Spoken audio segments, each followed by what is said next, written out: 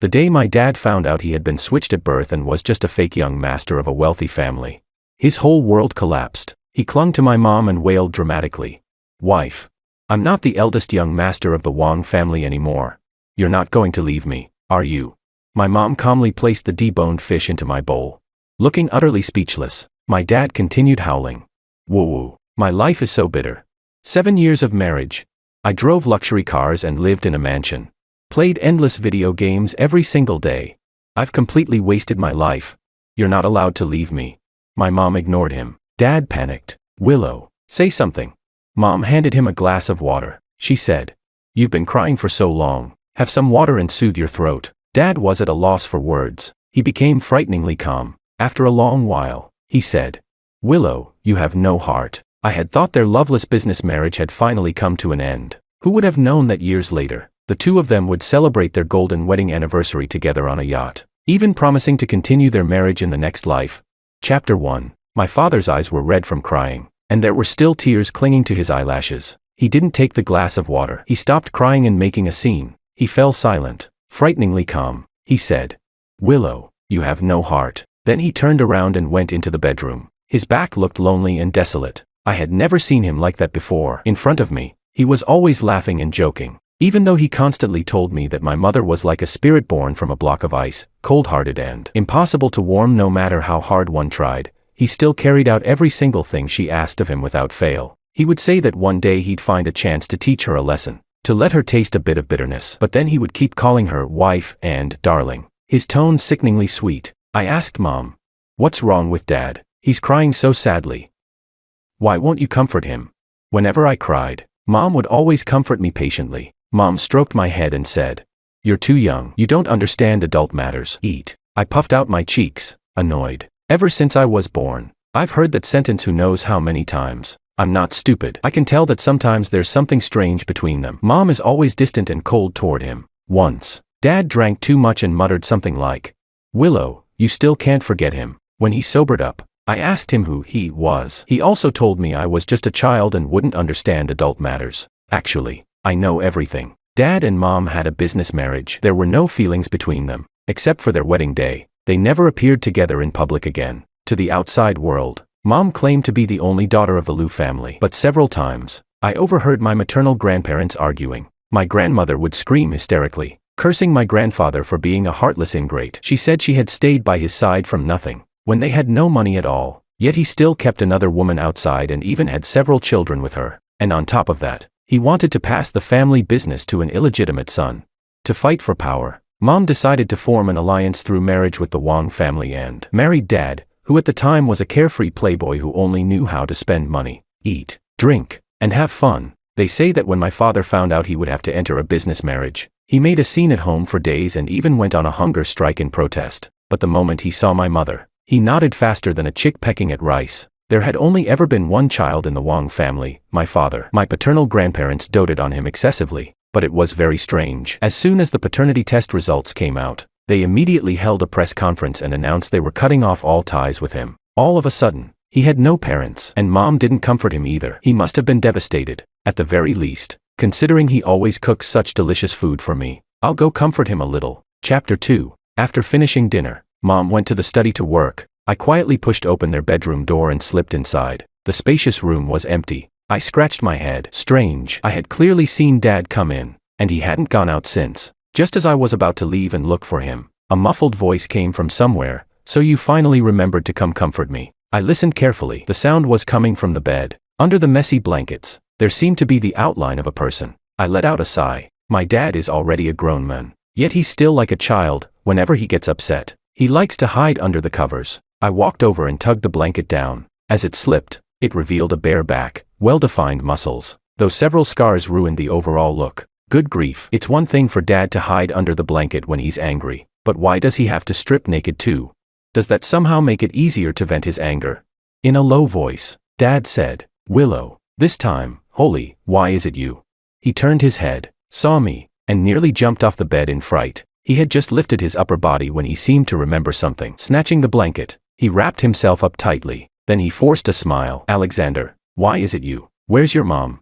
As he spoke, he craned his neck to look behind me. "Mom went to work," I said. I climbed onto the bed and patted his head whenever I was unhappy. That was how they comforted me. Don't be sad, I told him. Even though you don't have your dad and mom anymore, you still have Alexander, and my mom will stay with you forever. I wasn't sure whether my mom still wanted him or not, but his eyes were still swollen. I had to make something nice up to cheer him up. Dad froze for a moment. A mist formed in his eyes. He reached out from under the blanket and pulled me into a hug. My Alexander is the best, he said. All those days cooking for you and helping you with your homework weren't for nothing. Unlike your mom, that heartless woman who won't even come see me. He let out an angry snort. When she wants to talk to me again, I'm going to teach her a proper lesson. She needs to know I'm not someone she can mess with. The next second, George, Mom suddenly walked in. She paused when she saw the state the two of us were in. Almost imperceptibly, she sighed. Then she lifted me out of Dad's arms and said, "Your dad's parents, your adoptive grandparents, asked you to go back to the Wong family for a while. Pack up your things and take everything with you." Carrying me toward the door, she paused and shot Dad a rather disdainful look. "In the future, watch yourself in front of the child. Stop walking around half-dressed. Set a good example." Dad sat on the bed, looking dispirited, and gave a weak "oh." I tilted my head. Something felt off. He didn't seem upset about being kicked out of the Wong family. It felt like he was upset about something else entirely. Chapter 3. When it came to going back to the Wong family to pack up belongings, Mom and Dad hadn't originally planned to bring me along, but I clung tightly to Dad's pant leg and refused to let go. He gripped his pants desperately with one hand and tried to pry me off with the other. Speechless, he said, "Why is this little rascal so strong? Honey, help me out here." Mom opened the car door and said, "Let him come with us." Dad paused for a moment, then picked me up and put me in the car. After we arrived at the Wong residence, the housekeeper saw me and greeted me warmly. "Young Master Alexander is here. I'll go get you the lychees you like." I smiled happily. "Okay, thank you, Auntie." "Get what?" Grandma came downstairs and snapped coldly. "He's not a grandson of our Wong family at all. I've already let it slide that he's been eating and drinking here for free all this time. What right does he have to keep eating now?"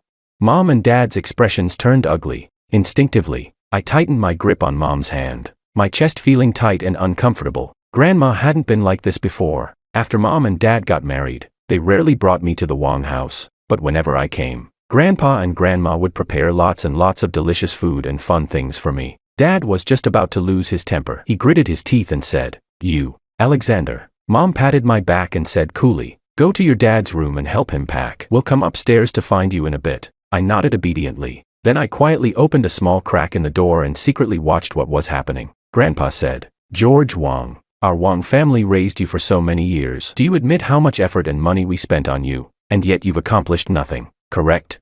Grandma said disdainfully, "Unlike our biological son, who got into a top university on his own and is doing exceptionally well at work." Dad looked at them coldly. I had never seen that expression on his face before. It was frightening, enough to make someone's heart tremble. Grandpa narrowed his eyes and leaned back against the sofa, crossing his legs as he continued, "Besides, without the Wong family, you wouldn't have been able to marry the eldest daughter of the Liu family, let alone have a son with her. You have to admit that too, right?" Grandma added from the side, "And you took our biological son's identity for so many years. We can't just let that slide, can we?" Dad asked, "So, what exactly do you want?" There wasn't a trace of expression on his face. The eyes that were usually gentle and kind when he smiled were now sharp and completely devoid of warmth. Grandpa, no, he should be called Brandon now, looked like a vicious wolf. Drooling greedily, he said, "Hand over the South City project. Consider it repayment for raising you." The moment he finished speaking, Dad burst out laughing. "I thought you were in such a hurry to hold a press conference and publicly cut ties with me to ease your biological son's resentment." Dad stood up, hands in his pockets, smiling casually as he said, "Turns out you're after that project. Quite an appetite you've got." Mrs. Wong's expression changed. "George, how can you speak like that? We raised you for 31 years. 24 years, Mom interrupted. She tugged on Dad's hand and pulled him behind her. "He married me at 24. After the wedding, whether it was daily expenses or personal spending, he never used a single cent from the Wong family again." Dad leaned toward Mom's ear and tugged at her sleeve. "Honey, I didn't spend my days partying or living extravagantly. I just played video games with my friends." Mom shot him a faint sideways glance, and Dad shut his mouth in grievance. But the icy hardness in his eyes suddenly melted, and the corners of his eyes and brows carried a look of smug delight. "He's very handsome and loves dressing up. He can pull off all kinds of styles and outfits. Every time he picks me up from school, all the parents and kids stare at him." My deskmate once said, "Alexander, your dad is so handsome. Alexander, when I grow up, I want to marry someone like your dad." The girl sitting behind me shyly tugged at my sleeve and asked, Alexander, is your dad married? I looked at her as if she were an idiot. Chapter 4. Even though he's that handsome, he still couldn't captivate Mom. My mom is a woman of thought, depth, and substance. She would never be dazzled by something as superficial as good looks. Brandon choked on his words, puffing up his cheeks as he said, You're speaking up for him, Willow Lu. You'd better get this straight. From now on, he has nothing to do with the Wong family. If you still want to continue cooperating with the Wong family, the Wong and Lu families will not continue any cooperation, Mom said, picking up her handbag. As for the project, we can. Dad cut in. The project won't be handed over to you either. As for the debt of raising me, I already repaid it when I was 12. He looked at his mother, mockery in his eyes. Isn't that right, Chairman Wong, Madam Wong? Brandon's eyes widened in shock and fear. Like a punctured balloon, he instantly deflated, losing all his arrogance. Mrs. Wong's face turned deathly pale. She collapsed onto the sofa without saying a word, not even daring to look up at Dad. Suddenly, I remembered the several scars on Dad's body, and the stitch marks. I had asked him before how he got them. He said he fell by accident. I didn't really believe that. Could a fall cause injuries like that? They looked terrifying. Mom patted his hand. Let's go pack. There actually wasn't much to pack. Most of Dad's belongings had already been moved to our home when he got married. Only some clothes and a few collectible models were left. Mom glanced at the wardrobe. Leave the clothes. We'll buy new ones. Dad nodded happily. Okay, I'll listen to my wife. I secretly pouted. Wasn't he just saying earlier that he'd teach Mom a lesson? Besides, he has so many clothes they fill several wardrobes, more than Mom's. After packing the models, Dad sealed up the box. All done. Let's go. Dad carried the box. Mom held my hand, and we went downstairs together. In the living room stood a refined and handsome man, speaking with Brandon and his wife. Mom's grip on my hand tightened noticeably. The man noticed us and walked quickly toward her, his expression excited. Willow, is it really you? Mom stared at him without moving. I gently shook her hand, and she suddenly snapped back to her senses. She bit her lip. Makoto. The moment he heard that name, Dad's pupils contracted sharply. He bit down on his lower lip, the fingertips holding the box turning white. I felt a jolt in my heart. Could this be the one Mom could never forget? Mrs. Wong stiffly urged, Are you done packing? If you are, then hurry up and leave. Makoto looked us up and down. After a moment, realization dawned on his face. Willow, so you married that fake young master. I secretly glanced at Dad. His face seemed to be covered in a layer of frost. Mom said, That's none of your business. She took my hand and started to leave. Makoto stepped forward and blocked our path. Willow, you probably don't know this. I'm the real eldest son of the Wong family. Mom rolled her eyes. You, she said. Congratulations on finding your biological parents. Willow, after we graduated from college, I never saw you again. You. Hey, I cut him off. This guy is really unlikable. Can't he tell Mom is already impatient? You're blocking our way, I said. Could you please move aside? Makoto lowered his head, as if only just noticing me. He paused, then asked, Willow, is he your son? Mom nodded. I said, You'd better move. Grandma Wong is really fierce. She won't let us stay long. Dad couldn't hold it in and burst out laughing. Mrs. Wong stood there clutching her chest, gasping for breath. Mom led us away without looking back at the Wong house. Makoto remained standing there, his gaze dark and unreadable. Chapter 5. Over the next few days, Dad became very strange. It was like he'd lost his mind. He gave all the housekeepers time off. At 5 in the morning, he got up to make breakfast. At 6, he yanked me out of my warm blankets. Sitting at the dining table, I squinted at the bowl in front of me. Inside were 10 heart-shaped fried eggs stacked neatly on top of each other. My head felt foggy. He said, Alexander, tell me, how do I treat your mom? Am I gentle, considerate, patient, and attentive? I yawned and nodded. He continued, and I never argue back, never talk back, never lose my temper, right? What? My eyes widened. He seemed to have a very inaccurate understanding of himself. Crying, throwing tantrums, threatening dramatic acts, he's mastered all 3 classic meltdown moves. Otherwise, how would he have ended up with an entire garage full of cars? I was about to shake my head, but I met his bright, intense gaze and the tight expression on his face. Forget it. Mom said he'd been kicked out and was in a bad mood these days. I should just go along with him. The day before yesterday, he washed all of Mom's lingerie and hung them out in several grand rows with great fanfare. Even Mom, who normally wouldn't change expression even if a mountain collapsed in front of her, had her face twist in anger. In the end, she endured it. Yesterday, he made porridge and must have dumped in half a bag of sugar. It was so sweet it burned the throat. Yet Mom drank it without changing her expression. If Mom could endure it, I could too. So I nodded against my conscience. Dad's expression softened a little. Then what do you think of my looks? He asked. I looked at the handsome face leaning close and gave him a thumbs up. Unbelievably handsome. After all, Mom personally certified that. She once said Dad traded his IQ for his good looks. That's quite a high evaluation. He asked, what about my figure? Excellent. He exercises regularly. His muscle lines are smooth, and his abs are clearly defined. Dad beamed, rubbed my head, and asked, then why do you think your mom can't forget that Makoto? Silently, I flipped one of the fried eggs over. As expected, the other side was burnt black. Speechless, I said. Maybe it's because your skills aren't very good. What? Dad shot to his feet, his face instantly flushing red. Why your mom actually told you about that kind of thing? I jumped in fright. If you burn eggs like this, do I really need Mom to tell me your skills aren't good? I'm not stupid. He paced back and forth several times. So that's the reason. It's actually because of that. Sigh. Honestly, how could she tell a child something like that? If she had any requests, she could have just told me directly. Do you think I wouldn't satisfy her?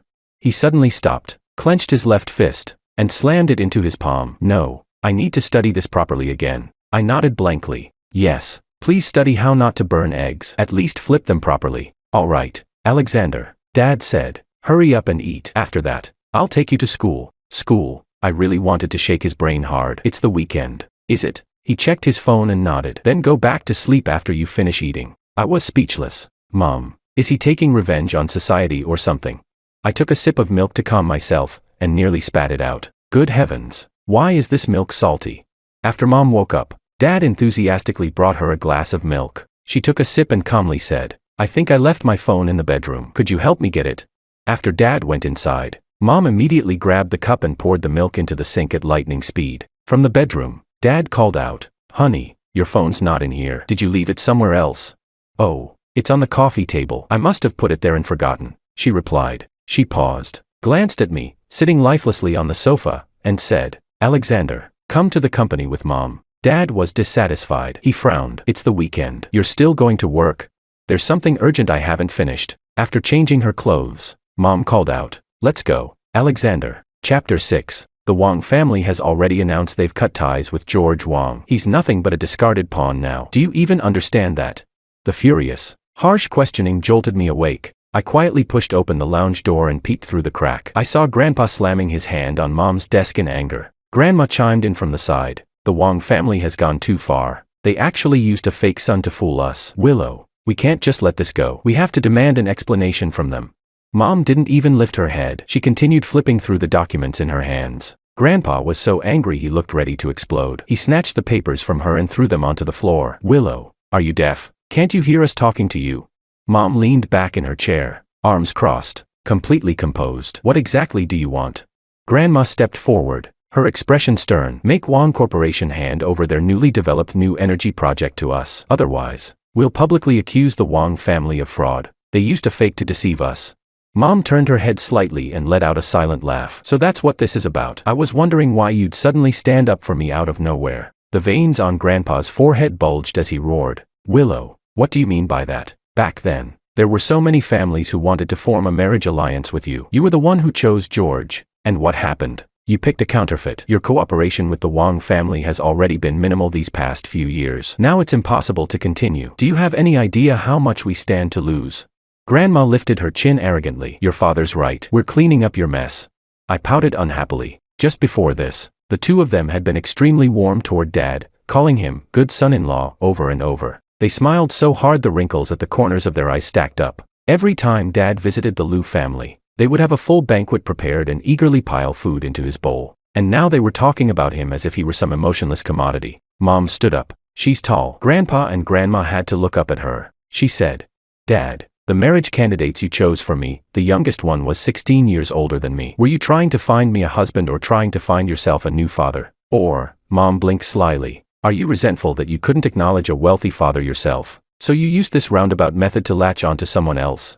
Why you? Grandpa clutched his chest and collapsed into a chair, trembling so hard he couldn't speak from anger. Mom, you're really ridiculous. If I hadn't married George back then and secured control of Liu Corporation, the one sitting here today would have been Dad's illegitimate son, and you would have been kicked out of the house long ago by the woman he keeps outside. Yet here you are, following him to my office to make a scene. Did you eat too many walnuts trying to nourish your brain and end up with a stroke instead? Grandma's face turned deathly pale as she screamed. You ungrateful little brat, I'm your own mother, and this is how you talk to me. I covered my mouth tightly to stop myself from laughing out loud. Mom is usually a woman of few words, always carrying that cool, aloof goddess aura, but when she really starts talking, she can anger someone to the brink of collapse. They brought this upon themselves, Mom said. Let me give you a piece of advice, don't go looking for trouble with George, otherwise, I'll expose your embezzlement. Her face turned cold, her gaze sharp, and don't come here stirring up trouble when you've got nothing better to do. Do you still think I'm that little girl you could manipulate at will? Get out. If I have security throw you out, you'll need to wear a few extra layers of masks when you go outside. The two of them glared at Mom resentfully. She didn't back down in the slightest. She tilted her chin toward the door. Get out. After they left, Mom stood by the window and made a phone call. Her voice wasn't loud, and I could only vaguely make out that she seemed to be asking someone to investigate something. Chapter 7. A few minutes later, there was another knock on the door. Mom snapped her folder shut and barked irritably. Come in. The person outside pushed the door open cautiously. Willow, it's me. Makoto walked in. Mom looked slightly surprised and lifted her chin. What are you here for? He placed a bag on her desk and gently pushed it forward. Open it and take a look. Inside the bag was an exquisitely packaged square box. Inside the box was a scarf. Mom frowned. Not understanding, Makoto said. Willow, do you remember 10 years ago on your birthday, you said you wanted a scarf hand-knitted by your lover, but at the time, I was too busy and didn't have the time. Because of that, you made a huge scene and even broke up with me. At this point, Makoto paused. His expression dimmed. I knitted this scarf myself, but I never got the chance to give it to you. Take it, consider it my belated apology. Okay. An apology? Mom knitted her brows and secretly rolled her eyes. Fine, I got it. You can leave now. Makoto clearly hadn't expected to be dismissed so quickly. He stood there blankly for a moment. Mom asked, do you need something else? Makoto frowned slightly. Willow, can I treat you to a meal? When we were dating, I didn't have much money. I never treated you to a proper dinner. Can you give me a chance to make it up to you? Mom glanced at the time. All right. Makoto's eyes curved in a smile. He wasn't as handsome as Dad, and his smile didn't have Dad's flair, but there was a particular gentleness in his brows and eyes. No wonder Mom had been captivated by him back then. After putting on her coat, Mom asked me, Alexander, are you hungry? I ran to her and nodded frantically. Yes. She pinched my cheek. Let's go. Someone's treating us today. Makoto hadn't expected Mom to bring me along. His smile faded slightly. Willow, isn't it inappropriate to bring a child to dinner? What's inappropriate about it? Aren't you wealthy now? Can't you afford to treat my son too?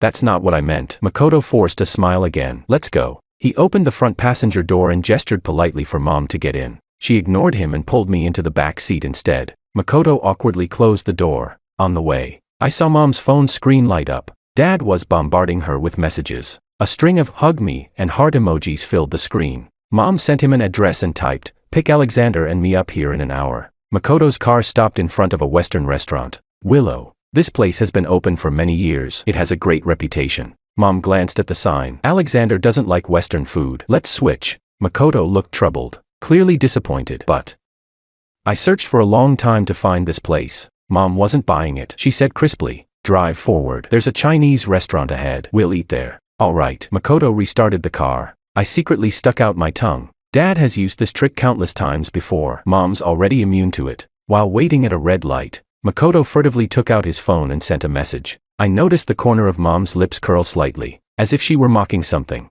Chapter 8. After we entered the restaurant, Mom asked, do you have any private rooms available? Yes, ma'am. The waiter replied with a polite smile. Willow, let's not take a private room. Didn't you used to prefer eating somewhere lively? Makoto said. Oh, that was because you were always spending my money back then. Of course I had to be frugal. When it's your money, I don't feel bad spending it. The waiter tried very hard to suppress the corners of his mouth from curling up. Makoto's face turned livid. Are you eating or not? Mom was already getting impatient. Makoto compromised. Let's take the private room. Mom stuffed the menu into my hands. Alexander, take a look. Order whatever you like. Okay. My eyes curved into crescents as I smiled. I ordered 10 dishes in one go, each one heavy on oil and spice, the kind Dad normally wouldn't let me eat. Makoto's face twitched slightly. He didn't order a single dish himself. He handed the menu back to the waiter. That's all. After the waiter left, he sighed faintly. Willow, you've changed a lot. Under the table, Mom quietly turned on the voice recorder on her phone. Oh, why do you say that? She asked. Makoto looked deeply sentimental, reminiscing about the past. I remember you used to prefer light flavors. You never ate spicy food. Mom scoffed. That's because you couldn't handle spice, so I adjusted to your taste. In reality, I went home every day and ate 2 extra packs of spicy snacks. Makoto froze slightly. Moisture welled up in his eyes. Willow, I didn't know. You endured so much for me. Uncle. I crossed my arms and instructed him seriously. That's not quite right. You need to narrow your eyes just a little more so the tears look fuller. That way your eyes will seem darker and brighter. When the tears fall, they should look like pearls slipping off a broken string. That's what really makes people feel sorry for you. What did you say? The moisture in Makoto's eyes vanished instantly. His expression went blank. Mom curled her fingers and lightly flicked my forehead. What nonsense are you talking about? Where did you learn that?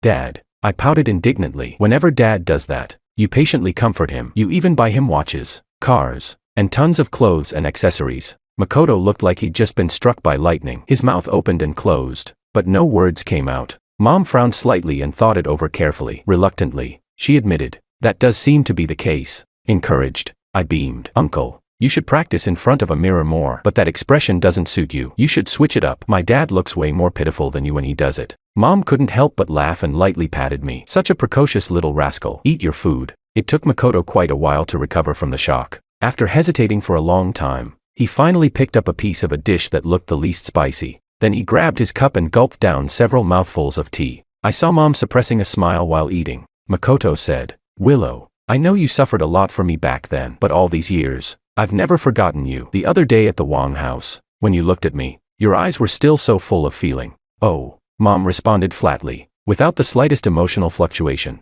Makoto paused, then cautiously asked, can you give me another chance? Let's start over. I froze mid-bite, staring at him in disbelief. Does he think I don't exist? He's trying to replace my dad right in front of me. Mom let out a cold laugh. Makoto, is your brain installed backward? Makoto bit his lower lip slightly. Willow, we broke up back then over something as trivial as a scarf. I admit I was wrong and neglected your feelings. But now I know my mistake. I swear I'll cherish you properly from now on. Just give me another chance. Okay. Mom's face went completely expressionless. I'm married. I have a son. Makoto sighed. I know. But George is a good-for-nothing. He doesn't deserve you. Even the only thing he could boast about, his family background, turned out to be fake. It was stolen from me. We're the ones meant to be together. And if we rekindle things, it would also allow the Wong and Liu families to cooperate again. It would benefit you greatly. He looked at me earnestly. Don't worry. I'll treat Alexander as my own son. Mom picked up a napkin, wiped her mouth, crumpled it up, and tossed it into his bowl. Makoto, she said coolly, after all these years, your brain hasn't developed at all, has it? Makoto's face flushed the color of pig liver. Chapter 9. Mom said calmly. You arranged reporters at that Western restaurant just now, didn't you? Makoto stammered. Why, what are you talking about? She continued. They were going to photograph me having dinner with you and my son, then publish headlines about the rightful heir reclaiming his place, rekindled romance, or getting back together after a broken relationship, weren't they? Of course not, Makoto denied loudly. Mom cut straight to the point. Life hasn't been easy for you in the Wong family, has it? The Wong family's internal relationships are complicated. You've suffered quite a few setbacks after joining the company, haven't you? Makoto's eyes flickered. His lips trembled slightly. Mom smiled knowingly. Looks like it's not just setbacks. You must have caused a huge mess, and even Brandon can't protect you anymore, right? You had no choice. You wanted to strengthen your position through a marriage alliance, but as the real young master, who suddenly came back, your behavior and style don't fit in with the rest of them. No one respects you. You've run into wall after wall, haven't you? She stared at him directly. So you remembered me, your ex-girlfriend. You plan to use emotions and public opinion to pressure me into submission and force cooperation between the Wong and Liu families again. All color drained from Makoto's face. Fine beads of sweat formed on his forehead. Willow, I'm not. Mom interrupted. After I changed locations, you messaged the paparazzi again, didn't you? They're probably squatting outside this private room right now. She tapped her fingers lightly on the table. Take out your phone. Makoto looked at her in confusion. Ever since we entered this room, you've been recording, haven't you? You deliberately said all those sentimental things to lure me into saying something affectionate about you. Then you'd edit it later and turn it into evidence that we rekindled our old romance. The refined, gentle facade on Makoto's face collapsed instantly. He looked like a ferocious beast baring its fangs. He roared. Willow, all of this was supposed to be mine. I'm the real eldest son of the Wong family. I was supposed to have a privileged life, endless money, and I should have been the one who married you. We would have had a child together. Everything was stolen by that useless George. You're not allowed to insult my dad. I stood up on my chair, hands on my hips, glaring at him furiously. Mom is always busy with work and often travels on business. Most of the time, it's Dad who stays with me. Dad is amazing. He plays games with me, tells me stories, attends every single school event, and even takes me to find Mom, although once we find her, he sticks to her more than to me. He just doesn't like doing business. But he's not useless, Mom once said. Just because he's a man doesn't mean he has to be the breadwinner or achieve great career success. You're just a brat. What do you know? Willow and I were each other's first loves. Ours was real love. Mom let out a cold laugh. Makoto, do you remember Sophia? Makoto stuttered. How do you know about? His pupils dilated, unable to hide his guilt. Did you really think I broke up with you over a scarf? Mom said coldly. On one hand, you told me you were too busy. On the other, you were passionately kissing your junior schoolmate. Did you think I was an idiot? And another thing, eat more fish eyes when you have nothing better to do. Maybe they'll improve your eyesight. The way you looked at me that day wasn't affectionate. It was disgust. The moment I saw you, I knew you'd stick to me like snot you just can't shake off. I looked at Mom with deep admiration. She truly sees through everything. Makoto's face turned ashen. His back stiffened. Mom asked, Alexander, are you full? I nodded. Then let's go. Your dad should be here soon. As she led me to the door, she lifted her phone slightly and said, Makoto, if those paparazzi outside dare to spread rumors, I'll release this recording. When that happens, you won't be able to keep a foothold here anymore. Chapter 10. Mom and I stood by the roadside. Sunlight filtered through the leaves, casting a golden glow over her. I had a vague feeling that she was doing something behind the scenes. When Dad's background was exposed, she didn't turn cold and heartless like Brandon and his wife. She didn't calculate Dad's worth in terms of interest like Grandpa and Grandma. And she certainly didn't mock him like some of Dad's so-called friends. She was calm, just like always. To her, the chaos that had everyone else in an uproar wasn't even as important as whether I had eaten properly today. I used to think she didn't care about Dad, but it seemed things weren't the way I had imagined. I tugged at her hand. Mom, are you protecting Dad? Cutting off cooperation with the Wong family to back him up. Driving Grandpa and Grandma away and using their leverage to keep them from troubling Dad. Handling that rotten first love so he couldn't spread rumors and upset Dad. There were faint dark circles under Mom's eyes. She already had a heavy workload, and with Dad going a little crazy these past few days, plus all these messy issues to handle, she definitely hadn't been resting well. She gently patted my head. Alexander, don't tell your dad about today, okay? I nodded obediently but couldn't help asking, why? If Dad knew Mom had done all this for him, he'd probably be so happy he'd take off like a rocket. Mom pressed a hand to her forehead and sighed helplessly. Your dad is already dramatic enough. If he finds out about this, he'll come up with even more creative performances. Anyway, Alexander, promise me you absolutely won't tell him. I nodded firmly. It's not just Mom who's afraid of Dad's theatrics, I'm afraid too. These past few days of dark cuisine experiments have already been more than I can handle. Only much later did I understand that the two kinds of dramatic weren't the same. Wife, Alexander. The car came to a steady stop in front of us. Dad's outfit was distinctive. He was wearing a retro printed shirt, 3 buttons undone to reveal his sharply defined collarbones. Sunglasses rested on his high nose bridge. His hair was styled in that effortless, tousled way. When he stepped out of the car, he even raised an eyebrow at us with a smile. Every girl passing by was staring at him. Have you been waiting long? He attentively opened the front passenger door and carefully shielded the top of the frame with his hand. Traffic was a bit heavy. As Mom got in, he leaned closer and lowered his voice. Honey, you actually asked me to pick you up today. Does that mean you missed me? I covered my mouth and giggled. Mom's ears turned slightly red, but her expression remained calm. Alexander wants to eat the sweet and sour pineapple pork you make. That's it. Dad pouted. As he walked back to the driver's seat, he muttered, and here I thought you'd finally grown a conscience. After the car started moving, he kept glancing at Mom through the rearview mirror. Finally, he couldn't hold it in anymore. So, honey, who did you have lunch with this afternoon? Mom scrolled on her phone. A client, a man or a woman? Does it matter? Of course it matters. Dad's voice rose before he quickly lowered it again. I'm just concerned. You know someone's been eyeing my wife lately. I leaned forward between the seats. Dad, what did you do at home this afternoon? His eyes darted away. Studied recipes. What did you come up with? Well, he cleared his throat, looking rather proud. I developed several new dishes. Chives stir-fried with broccoli, tomato braised bananas, and my most famous creation, chaos pearl white jade soup. Mom's phone slipped from her hand with a thud, but she didn't pick it up. She just froze in place, suppressing my inner scream. I cautiously asked, what's chaos pearl white jade soup? Dad said proudly, first you boil fish into a milky white broth, then you add tangyuan, wontons, rice cakes, and dumplings all together and cook them. Very slowly, I turned my head to look at Mom. Her face was blank, her eyes unfocused. The corner of her mouth twitched slightly. Dad isn't just going a little crazy. He's taking revenge on society. Dear. Mom bent down to pick up her phone and called him gently. A faint blush spread across Dad's cheeks. In a ridiculously soft, bubbly voice, he replied, "Yes, honey," Mom said calmly. "In the future, any innovative projects in the kitchen must submit a feasibility report to me and Alexander first." I nodded furiously in the back seat. Dad puffed out his cheeks and reluctantly agreed. Fine. Chapter 11. When we got home, Mom changed her shoes at the entrance a little more slowly than usual. Dad tossed the car keys into the ceramic tray with a crisp clink. He himself, like a peacock who had successfully won a mate after showing off its feathers, strode lightly toward the kitchen to pour us water. I quietly tugged at Mom's sleeve and whispered, "Mom, will the feasibility report really work?"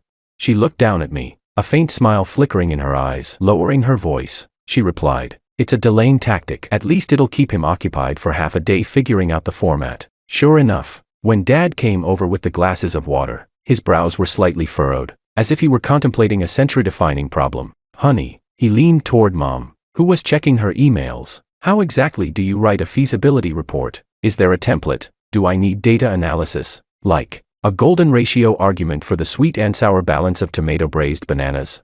Mom didn't even lift her eyelids. "Figure it out yourself." Dad deflated instantly, slipping his slippers along the floor. He came to squat beside me, his peach blossom eyes full of pleading. "Alexander, my good Alexander, help Daddy out." I shook my head solemnly and walked away with my hands behind my back. "Dad, we must respect procedure." Mom said innovation requires regulation. Dad let out a tragic wail and collapsed onto the sofa. That evening, he didn't dare serve any of his innovative projects. He behaved himself and made sweet and sour pineapple pork, stir-fried vegetables, and seaweed egg drop soup. Before bed, I carried my storybook into their bedroom, an unspoken rule in our family. On weekends, I get to choose to sleep with Mom and Dad. Dad had already changed into his pajamas and was leaning against the headboard with a tablet in hand, reading recipes.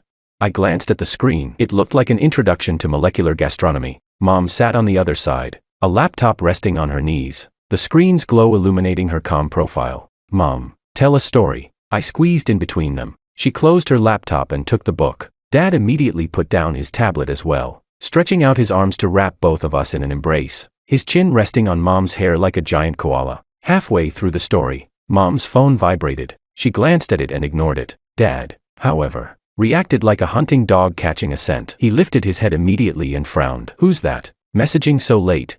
"Work," Mom replied succinctly and continued reading. "Oh." Dad lay back down, but his arm around her tightened slightly. I wasn't clueless. That Makoto definitely wouldn't give up so easily. Mom had intimidated him yesterday, but when desperate people get cornered, who knows what underhanded tricks they might try. Sure enough, the next morning at breakfast, Mom's phone kept ringing. After reading a few messages, her face turned cold. Dad was peeling a boiled egg for me. Seeing her expression, he asked, "What's wrong? Did you run into a problem?"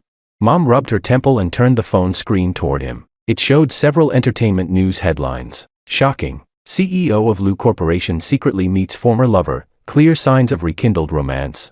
Aftermath of the Wong family's true and fake heirs, real heir spotted dining with Willow, old flames reignite. The accompanying photo showed Mom and Makoto outside the Chinese restaurant yesterday. Makoto was standing slightly sideways. The angle was carefully chosen, making it look almost like he was gazing at her affectionately. Mom was holding my hand. Only half of my back was visible. The egg slipped from Dad's hand and landed back onto the plate with a dull thud. He stared at the screen. The playful, teasing expression on his face drained away like a receding tide. The corners of his mouth slowly flattened, and his gaze sharpened in a way that was almost frightening. My heart tightened. Oh no. This time, Dad was truly angry. He asked, "You took Alexander to eat with him yesterday?" Mom replied, "I just wanted to warn him not to cause trouble, and, incidentally, avoid another round of dark cuisine experiments." She played the complete recording from yesterday. Dad's face brightened again. "Honey," he said stickily, scooting closer and practically draping himself over her, visibly excited. "I knew you saw through that hypocritical villain's true colors long ago. My wife is sharp-eyed, stunningly beautiful, and unbelievably intelligent. Look at him. Instead of focusing on proper work, he resorts to these cheap tricks just to grab your attention. Absolutely shameless. Unlike me," he declared proudly. "I only move you with my one-of-a-kind chaos pearl white jade soup, winning your heart with sincerity. I'd never stoop to those crooked schemes." Mom pressed a hand to her throbbing temple. "Is that really the point?" Dad blinked. "If that's not the point, Then what is? He suddenly slapped the table. Oh, I get it. He's trying to steal the magpie's nest, take you and Alexander away. Mom was speechless. Chapter 12. I stuffed the last bite of my sandwich into my mouth and said with puffed cheeks, Makoto wouldn't dare release those articles because he's wary of the recording Mom has. So someone else must be behind this. Right, Mom. Mom patted me approvingly. Alexander is very smart. I see. Dad rubbed his nose awkwardly. Could it be someone from the Wong family? Unlikely. It doesn't benefit them much, Mom said, thinking seriously for a moment. Then she suddenly frowned and murmured, could it be them? Who? I leaned closer to ask. No one. Mom picked up a tissue and wiped my mouth. Finish eating and let your dad take you to school. Adult matters aren't for you to worry about. I'll handle it. The atmosphere at school felt strange. Quite a few people were pointing at me behind my back. They whispered behind their hands and occasionally let out faint, contemptuous laughs. My deskmate leaned closer and whispered, Alexander, is it true your dad isn't from the Wong family anymore? Her big eyes were filled with confusion, worry, and just a hint of curiosity. I put down my pencil and nodded. Yeah, the paternity test showed he isn't their biological child. Then, she hesitated. Will your mom stop wanting your dad? My mom says sometimes adults don't get married because they love each other, but for other reasons. Now that your dad doesn't have that reason anymore. I thought about it and replied, no. My mom said what she valued was my dad's handsome face. My deskmate propped up her chin and nodded seriously. That's true. Your dad is better looking than TV celebrities. When the bell rang for recess, I went to the restroom. As I turned the corner, I heard voices near the sinks. Someone said, Alexander's dad is a counterfeit. Now that he's been kicked out, he probably left with nothing. Right.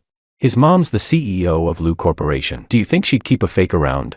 Exactly. Maybe in a few days he'll have to change his last name. It was a few boys from my class. They always liked to gather together and gossip about others. I took a deep breath and walked over, shouting, what did you just say?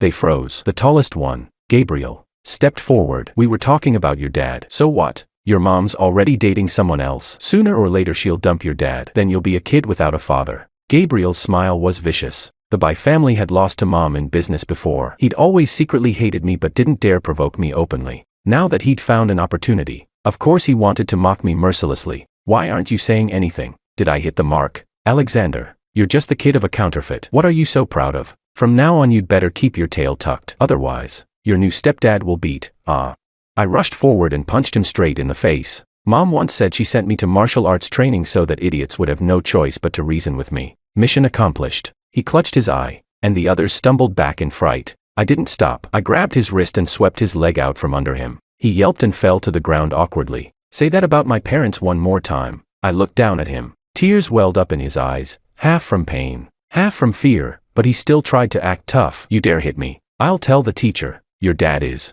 Go ahead. I lifted my chin. Perfect timing. Let the teacher hear how you've been spreading rumors and slandering others, damaging someone's family harmony. One of the boys muttered. But, the news did say your mom and someone else. That's fake, I shouted. Someone made it up on purpose. And besides, whether my dad is from the Wong family or not, he's still my dad. He treats me very, very well. If I hear any of you talking behind my back again, I'll beat you into pig heads.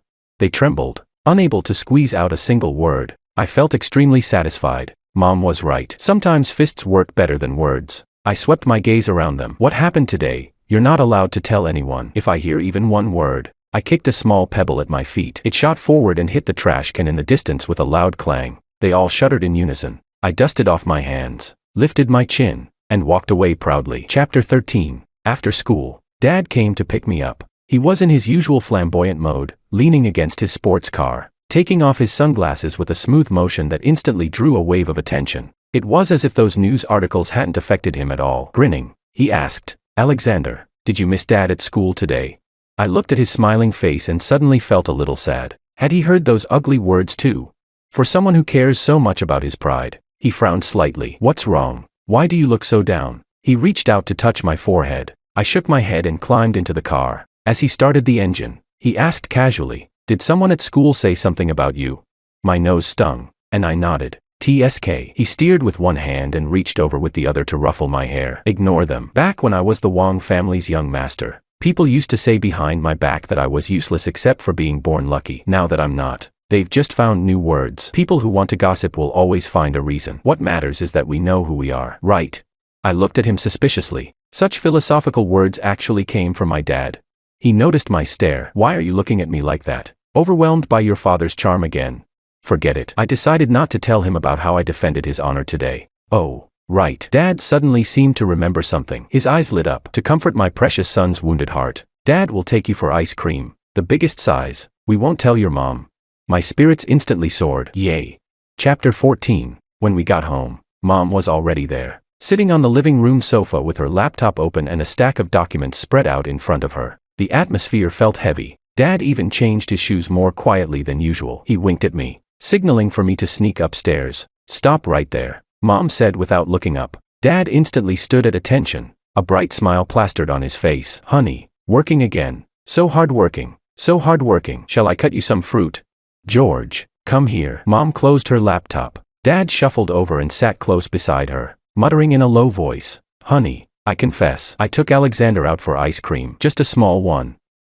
The kid was upset at school today. I had to comfort him. So much for not telling Mom. I crossed my arms and looked at him. Adults really can't be trusted. Mom didn't respond to that at all. She simply turned the laptop screen toward him. We've traced the source of those entertainment articles, she said calmly. It was my father who leaked them, but there were people from the Wong family pushing things behind the scenes. Dad blinked and froze for a few seconds. Then his mouth drooped dramatically, and he collapsed bonelessly against Mom, rubbing against her like a clingy cat while wailing in an exaggerated tone. Honey, how could your dad do this? Does he just hate seeing us happy? Does he have to tear apart our poor, star-crossed love? Mom tilted her head slightly from all the rubbing. A trace of helplessness crossed her face, but her voice remained steady. He's trying to use the rumors to force you to leave. Then he can pressure me to choose someone more valuable for a marriage, alliance, or get back together with Makoto and resume cooperation with the Wong family. As if. Dad suddenly sat upright, indignant. Do you think my wife would ever get back together with an ex, especially a rotten one? Honey, you have to stand up for me. Right now I have nothing left except you and Alexander, and they're still trying to bully me like this. As he spoke, his voice took on a trembling, tearful tone again. I quietly looked away. Here we go again. This move works on Mom every single time. Sure enough, Mom raised a hand and rubbed her temple as if she had a headache, but her other hand gently patted his back. Enough. Stop acting. I'm already handling it. How are you handling it? Dad leaned in immediately, curiosity replacing sorrow in an instant. His mood shifted faster than flipping a page. Mom said calmly, I've asked the legal department to gather evidence. We're preparing to sue a few of the most aggressive media outlets as a warning to the rest. As for my father, her eyes turned cold. I found evidence of his past tax evasion and fraudulent invoicing. It's enough to put him away for a few years. My wife is so fierce. Dad revived instantly, clinging to her arm and shaking it excitedly. As expected of my queen. Then, honey, is there anything I can help with? Maybe I can go parade in front of your dad, that evil old man, and annoy him to death. Mom pulled her arm back and said expressionlessly, as long as you behave yourself and stop researching things like Chaos Pearl White Jade Soup to torment Alexander and me, that will be the greatest help. Dad pouted helplessly. But that's just my way of expressing my overwhelming love for you. Honey, you don't love me anymore. You're rejecting my heartfelt cuisine. The vein at Mom's temple throbbed violently. She took a deep breath and reached out to pinch Dad's endlessly babbling mouth shut. In the end, his three masterpieces, chives stir-fried with broccoli, tomato braised bananas, and the very grand-sounding Chaos Pearl White Jade Soup, never made it to the dinner table, because Mom mercilessly rejected them at the feasibility report stage. Her reasoning was, after risk assessment, this project poses uncontrollable hazards to family members, especially their digestive systems, and the projected return, in terms of taste enjoyment, is negative. Proposal denied. Dad slumped over the dining table like a duck that had lost its dreams. Honey, you've changed. You weren't like this before. Mom took a calm sip of water. What was I like before? You used to. Dad thought about it, his voice weakening. Actually, you were kind of like this before too. When it came to rejecting his bizarre ideas, Mom had never shown mercy. Chapter 15. The incident at school still ended up reaching my parents. When Gabriel's mother saw her son's swollen cheek, she dragged him straight to Mom's company to make a scene. Mom had just finished a meeting. She leaned against the door of her private lounge, looking at Dad and me. We were sitting on the floor, surrounded by a messy circle of yarn. That scarf had accidentally been discovered by Dad last time. He'd pinched it between two fingers, examined it with disdain, and said, "This, not even a pattern. And he had the nerve to give this as a gift. Isn't that embarrassing?" Then he tossed it neatly into the trash and solemnly declared, "Honey, just wait. I'll knit you a heart-filled scarf that's beautiful and fashionable." I rested my chin in my hand, watching the yarn in his hands get more and more tangled. Honestly, he'd be better off researching recipes. When Gabriel's mom burst in, Dad was still wrestling with the yarn, sweat forming on his forehead. President Liu, just look at what your child did to my son. So vicious at such a young age. You must give us an explanation. Gabriel covered his face, sobbing dramatically. Dad threw the yarn aside and sprang up from the floor. His face flushed red, eyes wide. Impossible. Absolutely impossible. Our Alexander is the most well-behaved child. He never starts trouble. Your son must have been talking nonsense first. Gabriel's mom planted her hands on her hips, her voice sharp. Mr. Wang, that's unreasonable. My son's face is swollen. There's clear evidence. Kids arguing is one thing, but your Alexander actually hit him, and so hard. He must apologize, and you must compensate us for medical expenses and emotional distress.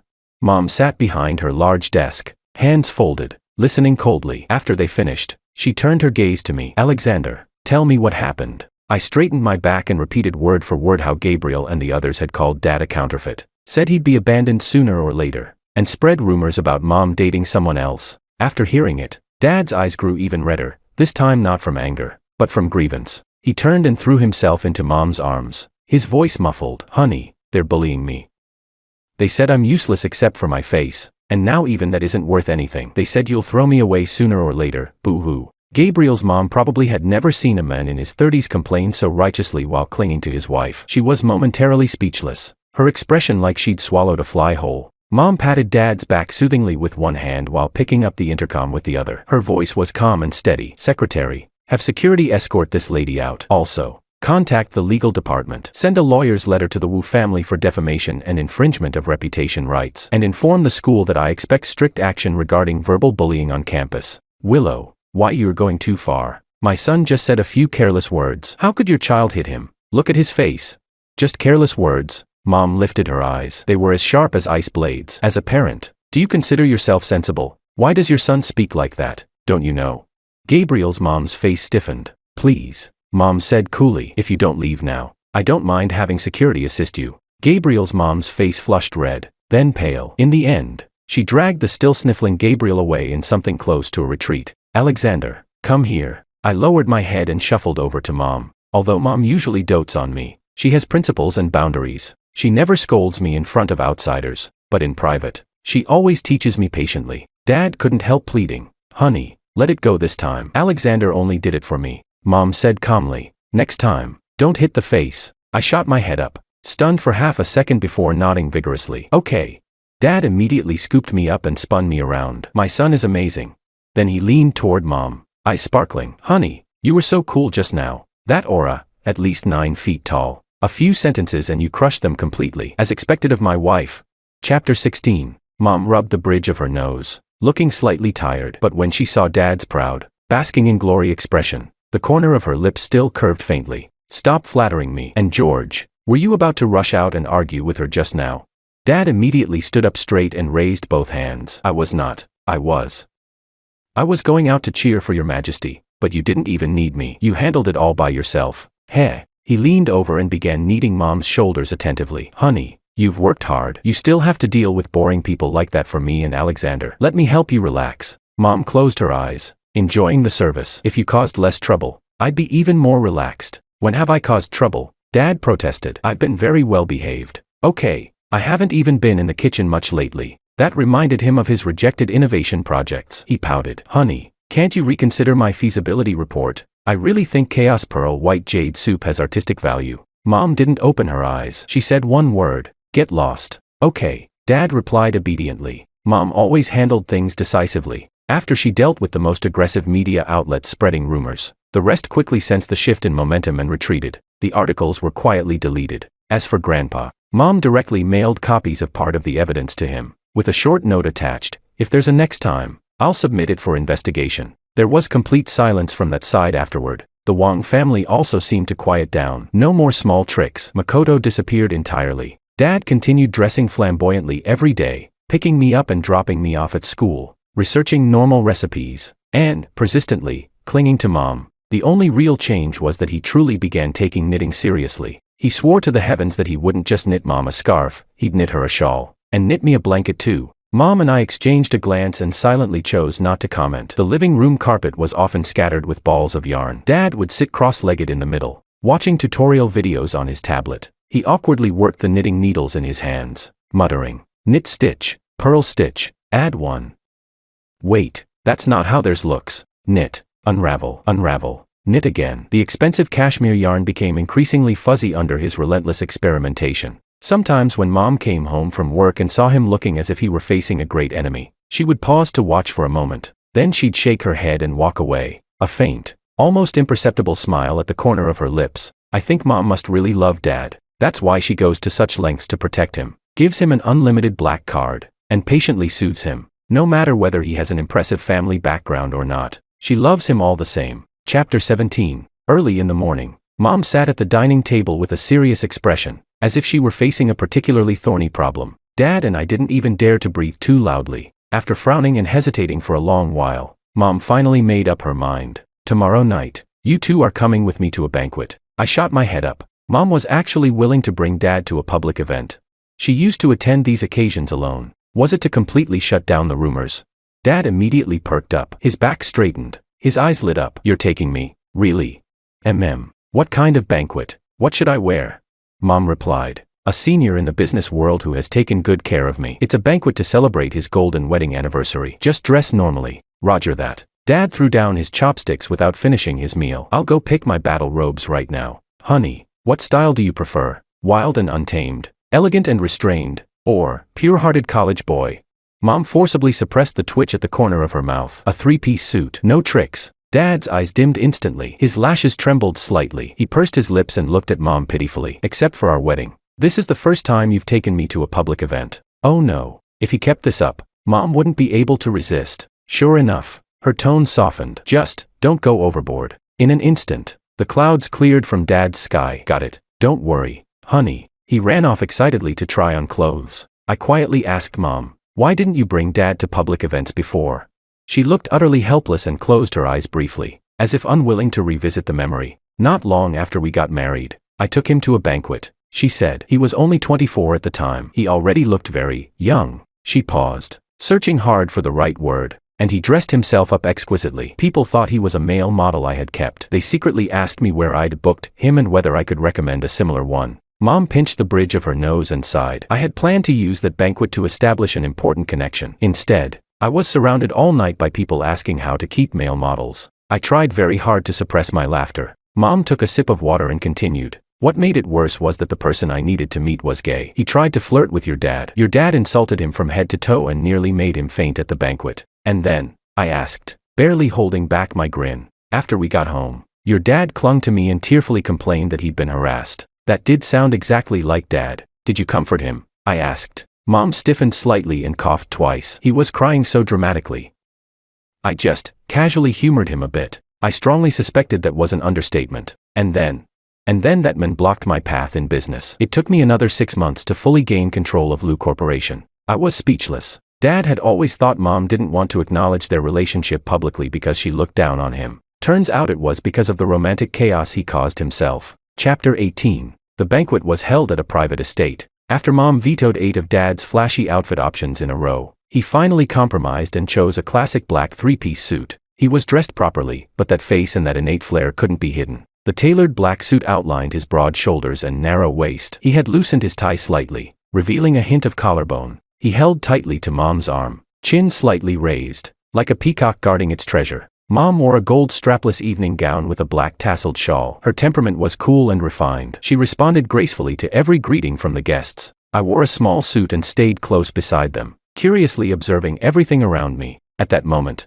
2 silver-haired yet energetic elders approached, surrounded by others. Willow is here, said Mr. Law in a booming voice, his gaze kind. And this must be your husband, George?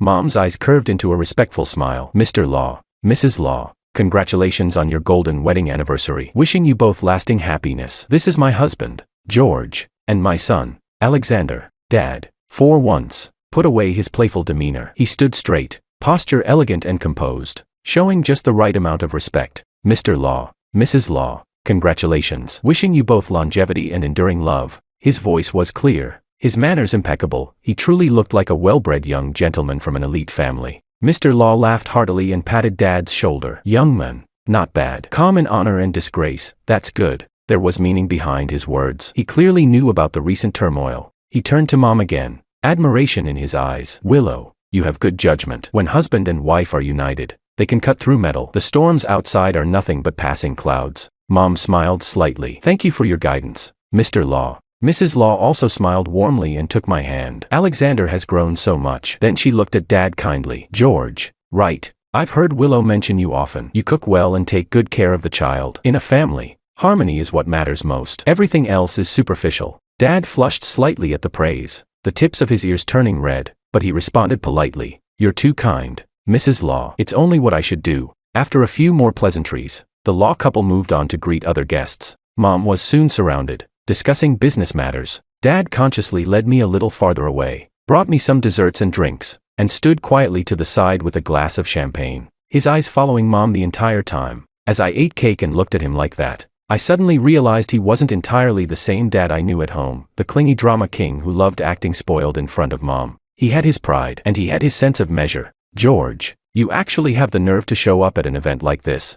A familiar voice cut through the air. Makoto stood before us, holding a champagne glass. A magpie occupying someone else's nest, a counterfeit who stole another's place, and you still dare to make an appearance? He looked Dad up and down. That suit.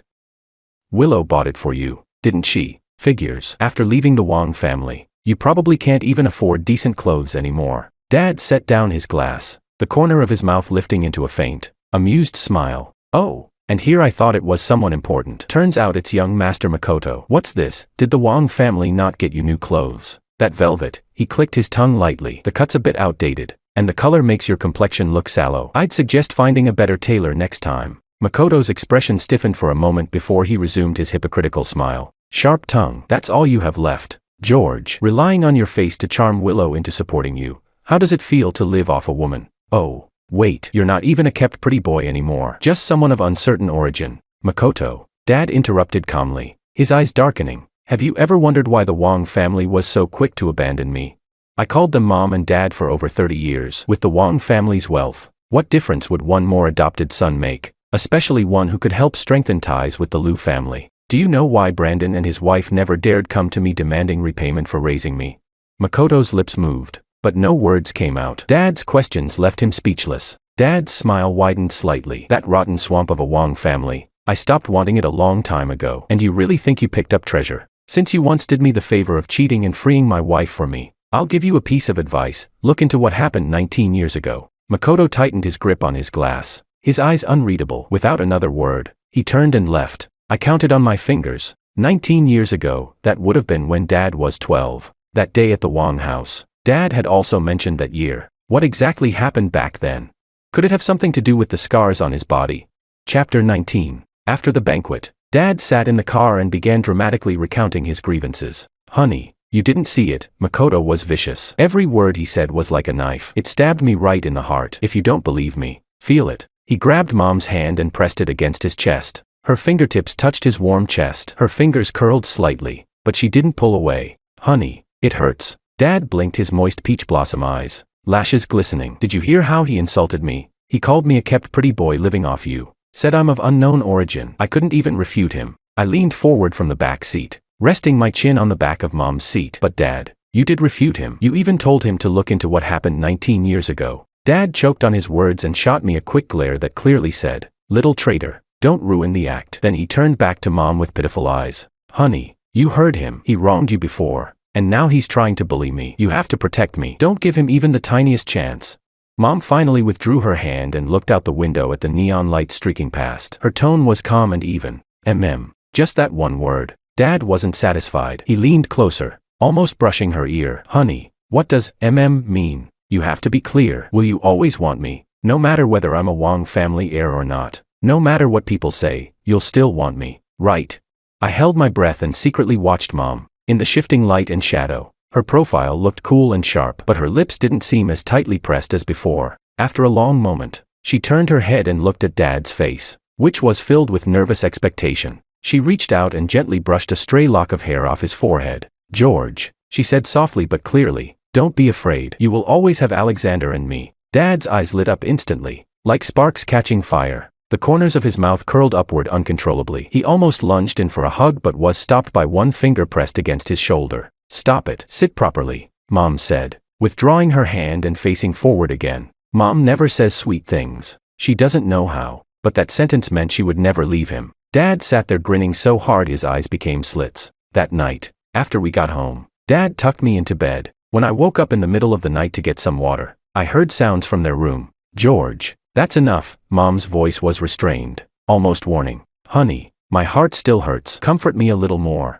Sigh. Dad was definitely acting spoiled again. A few days later, it was Dad's birthday. Mom waved a hand grandly and gave him a pink sports car. Dad hugged and kissed Mom repeatedly until she nearly lost her patience, then wisely stopped just in time. He drove us out for a celebratory spin. When we returned, several unexpected guests were standing at the door. Grandpa and Grandma from the Wong family, along with my maternal grandparents, were all there, arguing heatedly. The moment they saw us, they fell silent. Grandpa's face darkened even further when he saw the car. Arguing loudly at the front door looked improper. Mom unlocked the door. Come in and talk. Alexander, go back to your room first, Dad said, escorting me inside. The moment they weren't paying attention, I hid behind a large potted plant. Dad leaned toward Mom and whispered in her ear, Honey, they look really fierce. Chapter 20. Grandpa's anger had completely exploded. He pointed at Dad and roared at Grandpa Wong. You old fool, look at the vixen you raised, look what he's turned my daughter into. You watch your mouth, you old brute. Brandon shot back. Wasn't it your daughter who agreed willingly? Grandpa's face trembled with rage. What did you say back when we arranged that meeting? You said your son was mature, steady, responsible. Look at him. Which of those words has anything to do with him? This is outright fraud. Brandon sneered. I did say that, but Willow met him herself. She was dazzled by his looks and agreed in less than a day. How is that my fault? Grandma joined the fray in her shrill voice. George is a disaster. What does he have besides his face? Before, we tolerated him for his family background. Now he's nothing. Willow, divorce him immediately. Mrs. Wong immediately objected. Divorce for what? Alexander is already 5 years old. Can't you think about the child? Huh? I scratched my head in confusion. Wasn't the Wong family previously fanning the flames to separate Mom and Dad? Why the sudden change in tone? Enough. Mom pressed her fingers to her temple and cut off the argument that was hurting both sides. What exactly did you come here for? Mr. Wong. Mrs. Wong, you first. Brandon gave Mrs. Wong a look. She understood and said, We've come to take George back. Dad's eyes widened. Have you two been possessed by something unclean?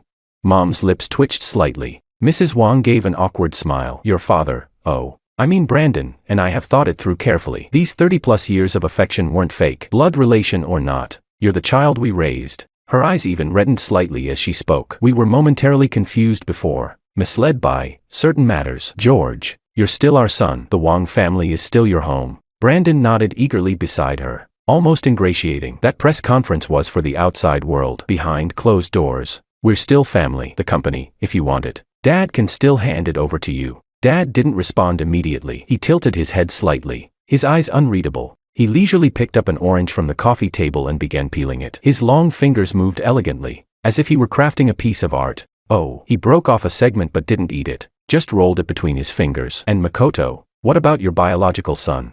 Mrs. Wong hurriedly said, We'll explain it to Makoto. He just returned and is still adjusting. You two brothers can get along well. Brothers? Dad chuckled softly. He tossed the orange segment into his mouth. His cheeks puffed slightly like a squirrel storing food, but his gaze turned cold. Mrs. Wong, did you forget? You already held a press conference announcing you'd severed ties with me. The entire internet saw it. Now you say we're family again. Even I feel tired watching how fast you change faces. Grandpa, growing impatient, slammed his hand on the table. George, don't push your luck. The Wong family is willing to take you back. That's a blessing beyond measure for you. And you're acting arrogant. Dad acted as if startled. He immediately shrank his shoulders and turned to throw himself into Mom's arms, his voice trembling. Honey, he's yelling at me. I'm scared. Mom was speechless. Grandpa's mustache quivered with fury. You're a grown man, running into a woman's arms at every turn. What kind of behavior is that? Dad lifted his head from Mom's shoulder, revealing one eye, and said timidly, My wife lets me hide in her arms. What's it to you? If you've got the ability, go find someone to hide in too. Chapter 21. Grandpa was so furious he nearly fainted. Grandma hurried to steady him while glaring viciously at Dad. Useless thing. Willow, look at him. How is he worthy of you? Get divorced. Mom will find you someone better. I understand why the Wong family came. What about you? Mom ignored their shouting and went straight to the point. Grandpa suppressed his anger and said, Do you remember that boy from the Chan family?